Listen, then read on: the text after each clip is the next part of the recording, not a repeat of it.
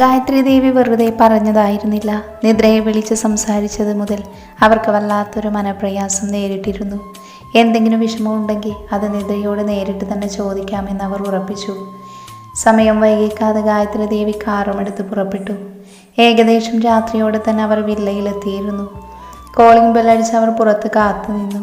രുദ്രൻ എത്തിയിരുന്നില്ല. വാതിൽ തുറന്നു നോക്കിയ നിദ്ര അത്ഭുതപ്പെട്ടു പോയി. കൺമുന്നിൽ ഗായത്രി ദേവിയെ കണ്ട് നിദ്രയുടെ കണ്ണുകൾ അറിയാതെ നിറഞ്ഞുപോയി. നിദ്ര അവരെ പൂണ്ടടക്കം കെട്ടിവരിഞ്ഞ് കരച്ചിൽ ആരംഭിച്ചു. അതോടെ അവൾക്കെന്തോ കാര്യമായ വിഷമമുണ്ടെന്ന് തന്നെ ഗായത്രി ദേവി കരുതി. അവരവളുടെ മുടിയൻ മെല്ലെ തഴുകിക്കൊണ്ടിരുന്നു. നിദ്ര അവരിൽ നിന്നും അടർന്നു മാറിക്കൊണ്ട് മുഖം തുടച്ച് ചിരിച്ചു. അമ്മ അകത്തേക്ക് വാ അമ്മേ. ഞാൻ കരുതി അമ്മ സാറയെ പറ്റിക്കാൻ വേണ്ടി വെറുതെ പറഞ്ഞതാണെന്നാണ്.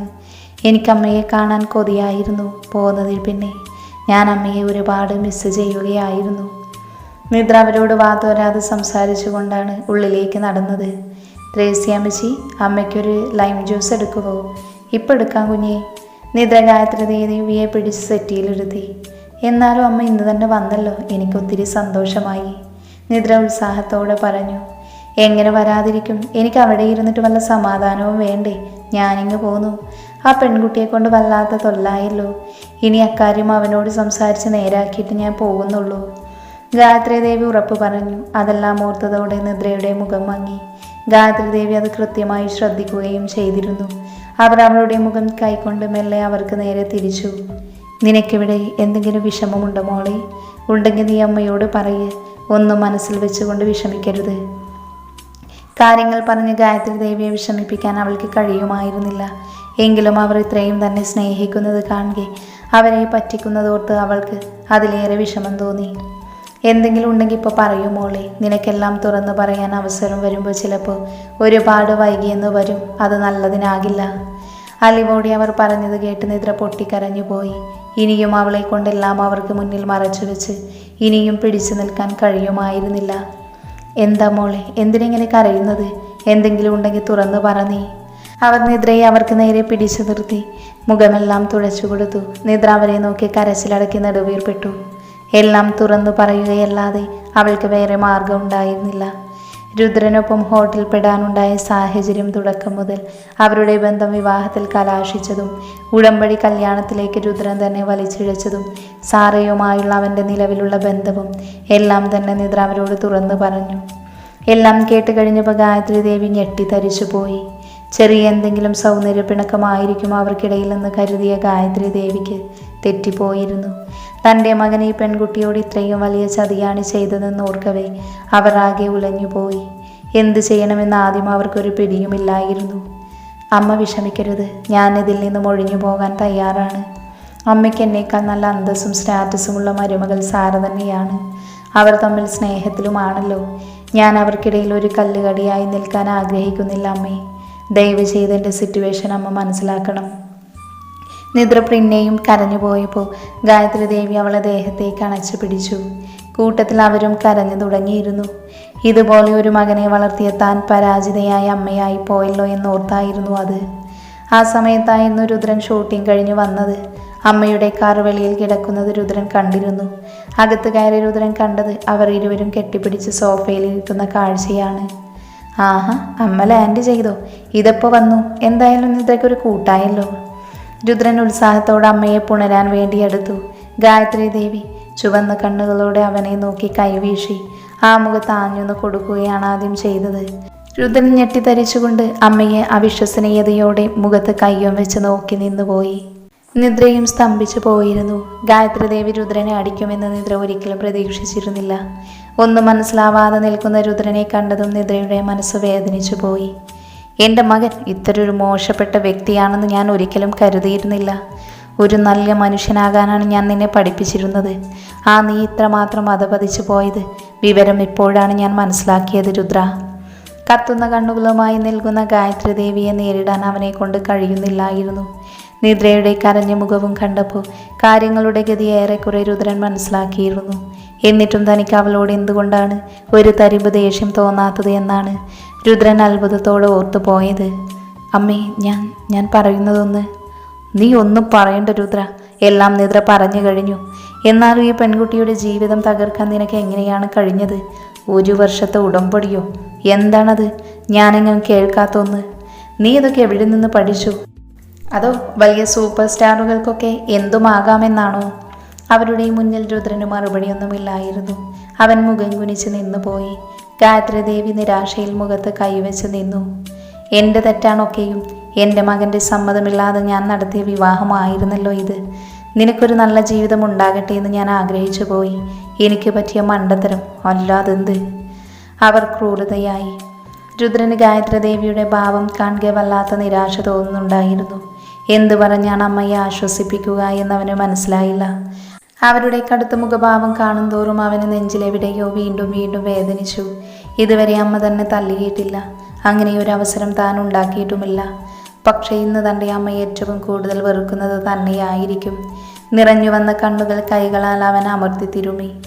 നിദ്ര രുദ്രൻ്റെ ഭാവമാറ്റങ്ങളെല്ലാം ശ്രദ്ധിച്ചു നിൽക്കുകയായിരുന്നു. അവളുടെ ഉള്ളിലും ഒരു സങ്കടക്കടലിളകി.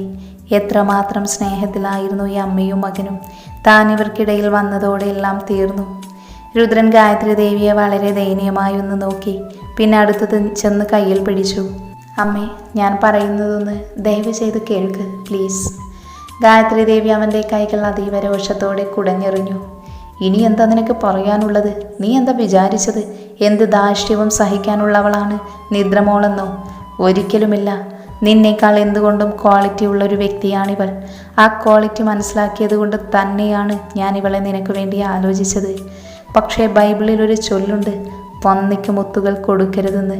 നീ ഇപ്പോൾ തന്നെ തനി നിറം കാണിച്ചു. അമ്മയുടെ ഉപമ കേട്ട് രുദ്രൻ്റെ മുഖം കുനിഞ്ഞു. നീ ഒരു കാര്യം ചെയ്യ്, നിന്റെ കാമുകിയോട് കൂടി തന്നെ പുറത്തോ. ഞാനും എൻ്റെ മോളും ഈ നിമിഷം ഇവിടെ നിന്നിറങ്ങുവാണ്. നിനക്കിനി അമ്മയില്ല, ഭാര്യയായി ഇവളും വേണ്ട. മോളെ, ആ താലി ഊരി ഇവൻ്റെ മുഖത്തേക്ക് വലിച്ചെറിഞ്ഞു കൊടുക്ക്. രുദ്രൻ ഒരു ഞെട്ടലോടെ മുഖമുയർത്തി. അതിലും വലിയ ആഘാതമാണ് ആ വാക്കുകൾ നിദ്രയിലുണ്ടാക്കിയത്. അവൾ തൻ്റെ കഴുത്തിൽ കിടക്കുന്ന താലിയിൽ ഒരു ഇറുക്കെ പിടിച്ചു. സ്വയം അറിയാതെ അവൾ രുദ്രനെ നോക്കി. അവനും അവളെ തന്നെ നോക്കുകയായിരുന്നു. അവളുടെ കണ്ണുകൾ നിറഞ്ഞൊഴുകി. ഗായത്രി ദേവി നിദ്രയുടെ അടുത്തേക്ക് ചെന്ന് അവളുടെ തോളിൽ കൈവച്ചു. മോളെ, ഞാൻ പറഞ്ഞത് നീ കേട്ടില്ലേ? നമുക്ക് വേഗം ഇവിടെ നിന്ന് ഇറങ്ങണം. അതിനു മുൻപ് ആ താലി അഴിച്ചു കൊടുത്തേക്ക്. നിദ്ര നിഷേധാർത്ഥത്തിൽ തലയാട്ടി. അവൾ പകച്ച പെൺമാനിനെ പോലെ അവരെ മിഴിച്ചു നോക്കി. ഗായത്രി അവളെ അലിവോടെ നോക്കി. അവൾ അനുഭവിക്കുന്ന മാനസിക സംഘർഷങ്ങൾ അവർക്ക് മനസ്സിലാകുന്നുണ്ടായിരുന്നു. പക്ഷേ അവർ ഗൗരവം കൈവിട്ടില്ല. നിനക്ക് ഈ താലിയാണ് വലുതെങ്കിൽ നീ ഇവിടെ ഒരഭിമാനമില്ലാതെ ഇവൻ്റെ കൂടെ കഴിഞ്ഞോളൂ. അതല്ല, നിനക്ക് ഈ അമ്മയെ വിശ്വാസമുണ്ടെങ്കിൽ നീ എൻ്റെ കൂടെ വരണം. എനിക്ക് എൻ്റെ അമ്മ തന്നെയാ വലുത്. ഈ ലോകത്ത് മുത്തശ്ശിക്ക് ശേഷം എന്നാകെ പരിഗണിച്ചതും സംരക്ഷിച്ചതും അമ്മയാണ്.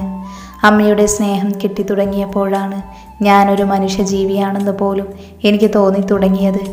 ഞാൻ അമ്മയുടെ കൂടെ വരാം. മറ്റൊരുവളെ പൂജിക്കുന്ന ഭർത്താവിനെ ഞാൻ ആഗ്രഹിക്കുന്നില്ല. പക്ഷേ അമ്മേ, ഈ താലി ഇത് ഞാൻ അഴിച്ചു വെക്കണോ? ജീവിതകാലം മുഴുവനും സ്നേഹിക്കപ്പെടുമെന്നും പരിഗണിക്കപ്പെടുമെന്നുമുള്ള വിശ്വാസത്തിലല്ലേ ഓരോ പെൺകുട്ടിയും ഇതിനു മുന്നിൽ തലകുനിച്ചു കൊടുക്കുന്നത്? പറഞ്ഞു വന്നതും നിദ്ര വിതുമ്പിപ്പോയി. രുദ്രൻ അവളുടെ മുഖത്തേക്ക് നോക്കാനായില്ല. ഗായത്രി ദേവി നിദ്രയുടെ ശിരസിൽ തഴുകി. നീ ചോദിച്ച ചോദ്യത്തിൽ തന്നെ നിനക്കുള്ള ഉത്തരമുണ്ട് മോളെ. നിന്റെ താലിയുടെ അവകാശി എൻ്റെ മകനാണ്. ഞാൻ നല്ലത് പറഞ്ഞു കൊടുത്താൻ അവനെ വളർത്തിയത്. പക്ഷേ അവന് ബന്ധങ്ങളുടെ വിലയറിയില്ല. താലി വിശുദ്ധമാകുന്നത് പുരുഷനും സ്ത്രീയും ഒരേപോലെ അതിന് മൂല്യം കൽപ്പിക്കുമ്പോഴാണ് മോളെ. അല്ലെങ്കിൽ അത് വെറും ഒരു ലോഹം മാത്രമാണ്. നിന്റെ ഭർത്താവ് അവൻ്റെ കാമുകിക്ക് വേണ്ടി നിന്നെ അപമാനിക്കുന്നവനാണ്. അവൾക്ക് വേണ്ടി നിന്നെ ഉപേക്ഷിക്കാൻ തയ്യാറെടുത്ത് നിൽക്കുന്നവനാണ്. നീ അഭിമാനമുള്ളവളാണെന്ന് അമ്മയ്ക്കറിയാം. ഇങ്ങനെയൊരുത്തൻ നിന്റെ കഴുത്തിൽ മുറുക്കിയ ആ കുരുക്ക് നിനക്കിനി വേണോ എന്ന് നീ തീരുമാനിക്കുക. നിദ്ര ഗായത്രി ദേവിയെ നോക്കി ചിരിക്കാൻ ശ്രമിച്ചു. പതിയെ അവളുടെ മുഖത്തൊരു നിശ്ചയദാർഢ്യം തെളിഞ്ഞു. അമ്മ പറഞ്ഞത് ശരിയാണ്, എനിക്കിനിത് വേണ്ട. അവൾ പതിയെ തൻ്റെ കഴുത്തിൽ നിന്ന് ആ താലിമാല അഴിച്ചെടുത്തു. എന്നിട്ട് രുദ്രൻ്റെ മുന്നിൽ ചെന്ന് അത് അവനു നേരെ നീട്ടി. ഞാനിനി ഒരു ഭാരമായി സാറിൻ്റെ ജീവിതത്തിൽ ഉണ്ടാവില്ല. ഔദാര്യമായി തന്നെ ഈ താലി ഞാൻ തിരിച്ചു തരികയാണ്. ഇനി എന്നെ കൊണ്ട് സാറിനൊരു ബുദ്ധിമുട്ടും ഉണ്ടാവില്ല. സാറയോടൊപ്പമുള്ള ജീവിതത്തിന് എൻ്റെ എല്ലാ ആശംസകളും. രുദ്രൻ തരിച്ചു നിൽക്കെ നിദ്രാത് അവൻ്റെ കയ്യിലേക്ക് വെച്ചുകൊടുത്തു. അവൾ ഗായത്രി ദേവിയെ നിറമിഴികളോടെ നോക്കി. നമുക്ക് പോകാം അമ്മേ. യാത്രയിലുടനീളം നിദ്ര കരഞ്ഞുകൊണ്ടിരുന്നു. ഇടയ്ക്ക് അവളുടെ എങ്ങളടി കേട്ട് ഡ്രൈവർ തിരിഞ്ഞു നോക്കി. ഗായത്രി ദേവി സങ്കടത്തോടെ അവളെ അടക്കി പിടിച്ചു. കരയില്ല മോളെ, സാരമില്ല. ഇങ്ങനെ കരഞ്ഞാൽ നിനക്ക് വല്ല അസുഖവും വരും.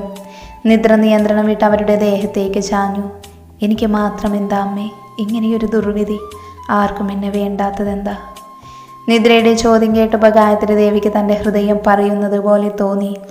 താനാണല്ലോ ഇവൾക്ക് ഈ ദുർവിധി കൊടുത്തത്. തൻ്റെ മകന് നല്ലൊരു പെൺകുട്ടിയെ വേണമെന്ന് താൻ ആഗ്രഹിച്ചു. പക്ഷേ ഇപ്പോൾ നിദ്രയുടെ ജീവിതം രുദ്രന് വേണ്ടി താൻ ബലി കൊടുത്തതുപോലെ ഗായത്രി ദേവിക്ക് തോന്നി. ആത്മനിന്ദ കൊണ്ടും കുറ്റബോധം കൊണ്ടും അവർ നേറി. നീ ഇങ്ങനെ കരയില്ല മോളെ, അമ്മയ്ക്ക് നിന്റെ കണ്ണുനീർ കാണാനാവുന്നില്ല.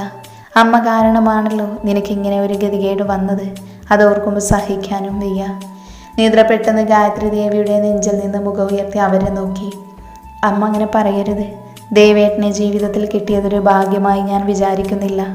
പക്ഷേ അമ്മയെ കിട്ടിയത് എൻ്റെ ഏറ്റവും വലിയ ഭാഗ്യമാണ്. കാരണം അമ്മ അന്ന് എന്നെ ആവശ്യപ്പെട്ടില്ലായിരുന്നുവെങ്കിൽ ചിലപ്പോൾ ചെറിയമ്മ എന്നെ ആർക്കെങ്കിലും വിറ്റേനെ, അല്ലെങ്കിൽ പട്ടിണിക്കിട്ടും പണിയെടുപ്പിച്ചും നരകിപ്പിച്ചും കൊന്നേനെ. അമ്മയ്ക്കറിയാമോ, അമ്മയുടെ അടുത്ത് വന്നതിൽ പിന്നെയാണ് ഞാൻ സ്വസ്ഥത എന്തെന്ന് അറിഞ്ഞത്. വയറു നിറച്ച ആഹാരം കഴിച്ചത്, പണിയെടുത്ത് നടുവൊടിയാതെ എവിടെയെങ്കിലും ഒന്ന് കിടന്നുറങ്ങിയത്, സമാധാനം എന്താണെന്ന് അറിഞ്ഞത്. അതുകൊണ്ട് അമ്മ ഇങ്ങനൊന്നും പറയരുത്. ഞാനിനി കരയില്ല, സത്യമായും കരയില്ല.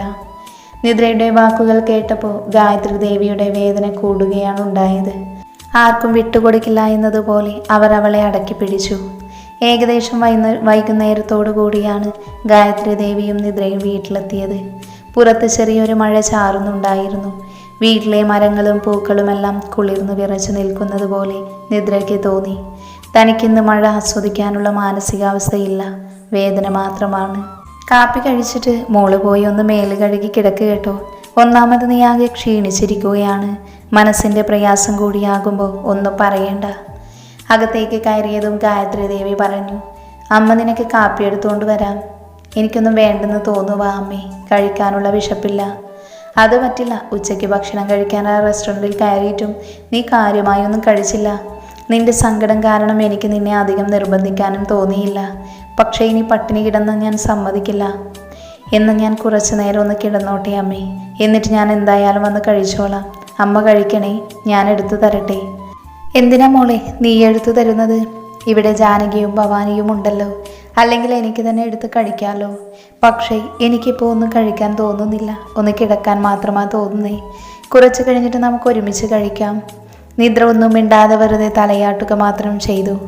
ഗായത്രി ദേവി അവളുടെ അടുത്ത് ചെന്ന് താടി പിടിച്ചുയർത്തി. അമ്മ മോളോടൊരു കാര്യം പറയട്ടെ. നിനക്ക് നല്ല സങ്കടമുണ്ടെന്ന് അമ്മയ്ക്കറിയാം. പക്ഷേ നമ്മുടെ ജീവിതം ആർക്കൊക്കെയോ വേണ്ടി സങ്കടപ്പെട്ട് തീർക്കാനുള്ളതല്ല. ലൈഫ് പ്രഷ്യസ് ആണ് മോളെ. നമ്മൾ പരമാവധി സന്തോഷം കണ്ടെത്താൻ ശ്രമിക്കണം. നിനക്കത് പെട്ടെന്ന് കഴിയില്ലായിരിക്കാം, പക്ഷേ മനസ്സ് തളർന്നു പോകരുത്. സ്വയം ധൈര്യം കൊടുക്കണം. എനിക്കറിയാം അമ്മേ, എനിക്ക് മനസ്സിലായി. ഒന്നുമില്ലെങ്കിലും എൻ്റെ കൂടെ അമ്മയുണ്ടല്ലോ.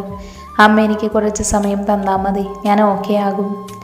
എനിക്ക് നിന്നെ മനസ്സിലാവും മോളെ. പോയി കിടന്നു. നിദ്ര മുറിയിലേക്ക് പോയി. അവിടെ എത്തിയപ്പോൾ രുദ്രൻ്റെ ഓർമ്മകൾ അവളെ വന്ന് പൊതിഞ്ഞു. സാരയുടെ മുഖം ഓർത്തപ്പോൾ അവൾക്ക് ഹൃദയത്തിൽ തീപന്തം കുത്തി തറയുന്ന പോലെ ഒരു വേദനയുണ്ടാക്കി. കണ്ണീരടക്കിക്കൊണ്ട് അവൾ ഡ്രസ്സെടുത്ത് മേല് കഴുകാനായി കയറി. കുളി കഴിഞ്ഞ് വന്ന നിദ്ര ബെഡിലേക്ക് ചാഞ്ഞു. തനിച്ചായപ്പോൾ വീണ്ടും കണ്ണുകൾ പൊട്ടിയൊഴുകാൻ തുടങ്ങി. രുദ്രനെ ഓർത്തും തൻ്റെ തകർന്ന ജീവിതത്തെക്കുറിച്ച് ഓർത്തും അവൾ വിങ്ങിക്കരഞ്ഞു. എപ്പോഴൊക്കെയോ ആ മനുഷ്യനെ താൻ ആഗ്രഹിച്ചു പോയി. മനസ്സിൽ പ്രണയം തോന്നിപ്പോയി. അല്ലെങ്കിലും താലി കെട്ടിയ പുരുഷനെ ഏതു പെണ്ണാണ് സ്നേഹിക്കാത്തത്? ഓരോന്ന് ആലോചിച്ച് കരഞ്ഞു കരഞ്ഞ് എപ്പോഴോ നിദ്ര ഉറങ്ങിപ്പോയി. അവൾ എഴുന്നേറ്റപ്പോൾ രാത്രി ഏകദേശം 8 മണി കഴിഞ്ഞിരുന്നു. ഈശ്വര, അമ്മയൊന്നും കഴിച്ച് കാണില്ലായിരിക്കും. ഞാൻ ഇത്രയും സമയം കിടന്നുറങ്ങിപ്പോയല്ലോ. അവൾ വേഗം ചാടി എഴുന്നേറ്റ് സ്റ്റെയർ കേഴ്സ് ഇറങ്ങി ഗായത്രി ദേവിയുടെ മുറിയിലേക്ക് ചെന്നു. അവർ ബെഡിലിരുന്ന് എന്തോ ആലോചിക്കുവാണ്. ആ മോള് വാ, കുറച്ചു മുന്നേ അമ്മ നിന്നെ വന്ന് നോക്കിയിരുന്നു. നീ നല്ല ഉറക്കത്തിലായതുകൊണ്ട് വിളിക്കാൻ തോന്നിയില്ല. അമ്മയ്ക്ക് കഴിക്കാമായിരുന്നില്ലേ? എനിക്ക് വിശപ്പുണ്ടായിരുന്നില്ല മോളെ. ഇപ്പോഴും കഴിക്കാൻ തോന്നുന്നില്ല. എങ്കിലും ജീവൻ നിലനിർത്തണ്ടേ? മോള് വാ. ഡൈനിങ് ടേബിളിൽ ചെന്നപ്പോൾ ഭവാനിയും ജാനകിയും കൂടി കഴിക്കാനുള്ളതെല്ലാം വിളമ്പി വെച്ചിരുന്നു. നിദ്ര ജാനകിയെയും ഭവാനിയെയും പുഞ്ചിരിയോടെ നോക്കി. അവരും അവളെ നോക്കി ചിരിച്ചു. എങ്കിലും അവളുടെ മുഖത്തെന്തോ വല്ലായ്മയുണ്ടെന്ന് അവർക്ക് പെട്ടെന്ന് മനസ്സിലായി. അതിലവർക്ക് വിഷമം തോന്നി. ചോറും മീൻകറിയും ബീഫ് വരട്ടിയതും ചിക്കനും എല്ലാം ഉണ്ടായിരുന്നു. എന്തിനമ്മേ നമുക്ക് 2 പേർക്ക് മാത്രമായി ഇത്രയും ഡിഷസ്? നിദ്ര ചോദിച്ചു. ഇന്ന് രാത്രി ദേവേട്ടൻ ഫുഡ് കഴിക്കാനുണ്ടാകും മോളെ. അത്യാവശ്യമായി വരണമെന്ന് ഞാൻ പറഞ്ഞിട്ടുണ്ട്. അതുകൊണ്ടാണ് ഇത്രയും കറികൾ ഇന്നവർ വെച്ചത്. അത് കേട്ടതും നിദ്രയുടെ മുഖം മങ്ങിപ്പോയി. അച്ഛന് തന്നെ ഇഷ്ടമല്ല എന്ന് നിദ്രയ്ക്കും അറിയാം. വിവാഹം കഴിഞ്ഞ നാൾ മുതൽ ആ ഇഷ്ടക്കേട് തനിക്കറിയാം. അടുത്തുകൂടി താൻ പോയാൽ പോലും ശ്രദ്ധിക്കാറില്ല, മിണ്ടാറില്ല, കുറ്റപ്പെടുത്തിയൊന്നും പറയില്ലെന്നേ ഉള്ളൂ. പക്ഷേ സ്നേഹമില്ല. ഇനിയിപ്പോൾ അദ്ദേഹത്തിൻ്റെ മകൻ തന്നെ വേണ്ടെന്ന് പറഞ്ഞ സ്ഥിതിക്ക് തന്നെ ഇവിടെ നിൽക്കാൻ ആൾ അനുവദിക്കുമോ? ആകെയുള്ള ആശ്രമം നഷ്ടപ്പെടുകയാണോ? നിദ്ര കഴിക്കാനാവാതെ ചോറിൽ വിരലിട്ടിളക്കിയിരുന്നു. മോളെന്താ ഇങ്ങനെ ആലോചിക്കുന്നത്? കഴിക്ക്, ഗായത്രി ദേവി പറഞ്ഞു. അപ്പോഴാണ് പുറത്തൊരു കാറ് വന്ന് നിൽക്കുന്ന ശബ്ദം കേട്ടത്. ദേവേട്ടനാണെന്ന് തോന്നുന്നു, ഞാനിപ്പോൾ വരാം, മോള് കഴിക്ക്.